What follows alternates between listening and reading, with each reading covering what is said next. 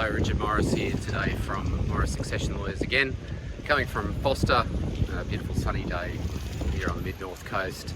And I thought I'd just have a quick word again about ademptions. Ademptions where a gift fails under a will, a gift deems. Basically that can be a situation where you have a specific gift, say I give my car or I give my house to a particular person in my will, and then during my lifetime I then dispose of that asset. So I sell my house or I sell my car, so when it comes time that I pass away, the actual asset that was meant to be given no longer exists. Normally in that situation the gift would adem, the gift would fail. The particular beneficiary would just miss out.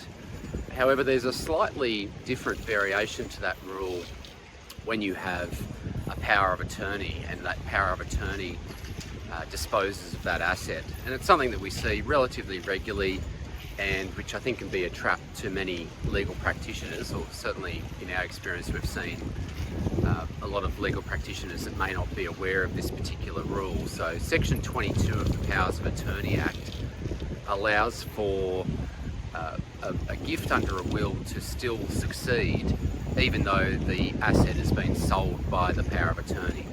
Now, why would that come up? Commonly it comes up because very commonly a person needs to go into aged care, they've lost mental capacity, and so their power of attorney is selling their home to fund a refundable accommodation deposit, a bond, for them to go into care.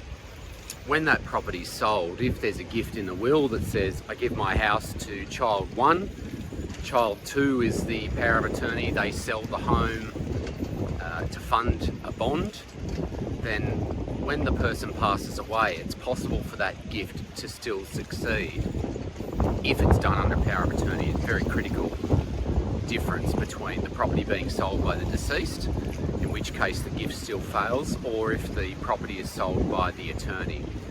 If the property is sold by the attorney, then whatever that house has turned into, usually in the case of a bond, to take a very simple example, there's a house worth $500,000, it's sold, and that $500,000 is then put into a refundable accommodation deposit.